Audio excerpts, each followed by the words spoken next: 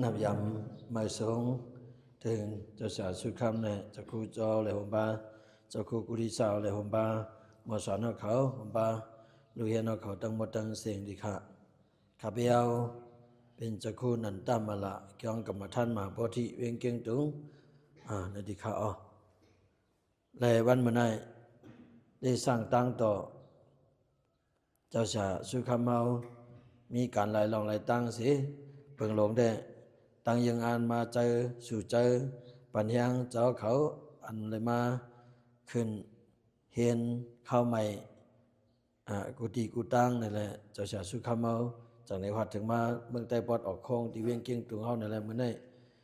ที่เวียงเกียงตุงเฮานี่ผุยไว้4ตีใน3ตีนั้นเมื่อกลางน่ะเจ้าได้เฮาเย้าตัวกว่าดีงามเสเมื่อเร็วข้าพเจ้าเขา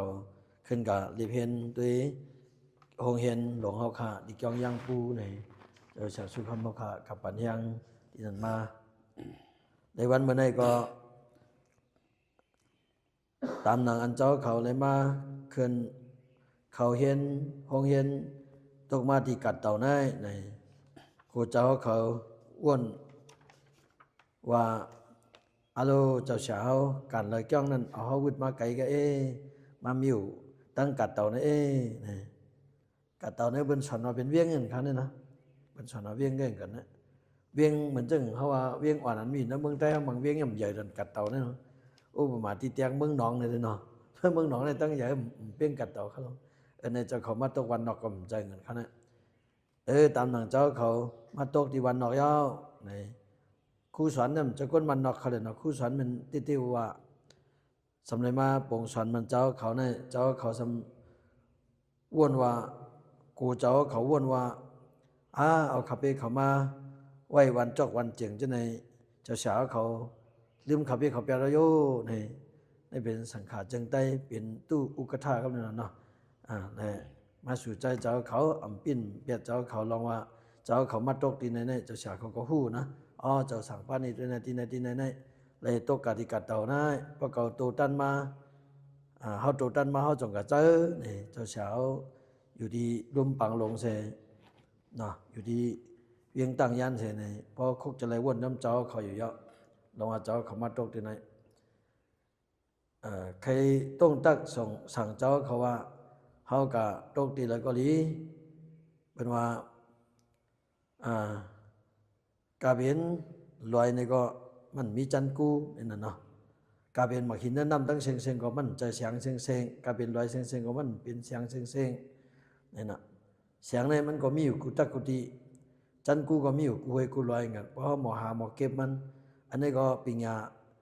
เจ้าเขาเลยมาคืนเห็นที่นายนี่ก็มาเก็บเอาปิญญาอันเจ้าคู่เขาหมอสอนปานนี้เก็บไปจอมไม่เนื้อใจเผอใจมันหมายไว้เนื้อปั๊บมันอันนี้ก็มันเป็นน้ำเมียดเฮานำตอนเฮาอยู่ยาวพี่เสร็จมันขับไปเขาเลยพูดว่าหมอมือใดมีใจทุนล่านี่เนาะจะสั่งเขาดูเห็นเขาสังขาเจ้าเขายำยินมาน่ะมีใจทุนล่าเนี่ยจิมเฮาเป็นเจ้าสั่งไปว่าเจ้าเขาแล้วนะจิมขับไปเขาเป็นเจ้าสั่งบอกในกาตุนนางจำปูเนี่ยเนาะมันเตรียมพังออกมานะกาตุนนางจำปูกาตุนสังละลายหัวหน่อเปิ้นปรับลงตั้งกี่ปรับเยอะปรับลงจนนั้นวันนี้อันเตรียมพังในเป็นเตรียมพังใจทุนละเตรียมพังใจทุนละเนี่ยเขาหันมาจิมือคาเฟ่เขาก็เรียกกับไปว่าเจ้าเขากำในก้นในเตรียมพังแขนมองได้ในซอยหังแขนมองในแก้วมองในไปว่าก้นเมืองมันนะไปว่าก้นเมืองไทยยังยอมหับนะไทยเขาบอกว่าเขามีปังแต่ที่ซอยเตรียมพังเมี่ยวในเขาห้องป้าปีทุนละเนี่ยนะปีทุนละในปีเปลี่ยนก้นกัดก้นแขนจะในไผ่เตรียมพังจะในเสียมันก็เป็นใครทบมันใครหันมันในเป็นกว่าที่เฮิร์นอย่างเงี้ยกันเนาะกำเนิดคัดใจใส่ยังไงสำเร็จมาสอนบรรเทาสอนบรรเจ้าเขาก็สำเร็จหมายต้องไว้ตามหนังอันมันออกเจ้าเขาอับขึ้นเลยนี่มันก็หนีปันเปี้ยปันหนีปันเจ้าเขาเฉยขำเงาปื้นฐานมันหนีไว้เจ้าเขานะพอไหลปอกมามันก็ดีมาแทงยินว่าจะไหนนะเจ้าเขาหลุดทึกชวนว่าพวกขับเอเขาเลยมือตกเมืองใต้ปอดออกข้างในคือขับเอเขาเลยมือตกกัดเต่าเสกำคาขับเอเขาแค่มือสืบเตียนปีใจทุนลามาเตรียมพางอยู่คาจังหมดเตรียม ห่างเหมือนนี่นะปุ่งตูเนี่ยมันว่าบทเตรียมปุ่งตูในบทหมดเตรียมว่าเจ้าเขาได้เตรียมห่างเผินตั้งเจ้าเขาได้เตรียมเผินไหน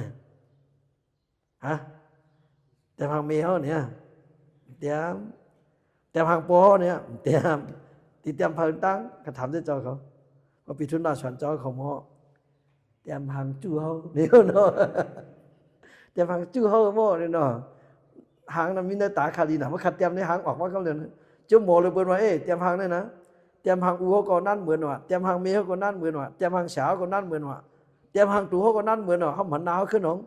เตรียมหางจู้เขาเนี่ยเหมือนไว้นะวะนะพอสุพึกเตรียมปุ่งตูเนี่ยพึกเตรียมหางจู้เจ้าของตั้งแหละปีทุนลำสอนป้าหางเตรียมหางเหมือนมือว่ามันเช่นน่ะจะคุริชาเตรียมหางจู้เจ้าของตั้งแล้วเจ้าเขาใครหมออันนี้เคยว่าช้างnàyเคยว่าเจ้าเขามาตกอันจุ่มอันสอนเฮียนที่กัดเต่าในเจ้าเขาก็อันนี้มีตื่ตังหลีอันหนึ่งเฮ้เราเลยมาสอนป้าปิญญาอันกัดแขนลงอันนี้อันหนึ่งเฮ้แล้วก็สองมาเจ้าเขาก็มีตั้งวันตั้งใหม่ยังมาอยู่ที่ไหนก็การกินการยำก็มีตั้งวันตั้งใหม่สังเสียมกาเมื่อไหนเจ้าชาสุคำหัวเป่าแกมหัวเป่าสังขารจึงได้เอาตามตู้ขัดใจใส่ยังให้ขึ้นมาใจเจ้าเขาเฮ้ดีมาปันยังปันโอวัตเจ้าเขาในอันนี้บอกว่ากู้สู่กรรมเขาเนี่ยดีอยู่ก็จัดปันเขาเนี่ยเป็นก้นกรรมดีอยู่ก็ในใครเจ้าเขาจมซื้อเสร็จแล้วอย่าไปเขาจะเรียกจะน้อยสังสิบขัดใจกว่าตั้งนาติ๊กตามหนังลักสูตรอันเจ้าคู่หลวงเขาเฮ็ดไว้นั่นในหึงพอดีเข้มเรียบกับบุญตาเจ้าคู่หลวงมีตั้งยังอันไว้นั่นเขาจ่อยแถมมันก็เปิงหนึ่งสองมาเนี่ยก็เป็นตาเจ้าคู่หลวงมาจ่อยแถมมันวันนั้นมาปิดนี่เส้นตาสายตั้งเขาก็มันจะตามมันเจ้าหลวงเป็นบุญตาเฮานะเป็นบุญตาเก่านะนี่เจ้าเขาหลวงเว้นในอกในใจจนในเสลายอันกันขัดใจจูซากว่าสืบพอสิมันสิกรรมในขบิมีความหลัดในที่เขา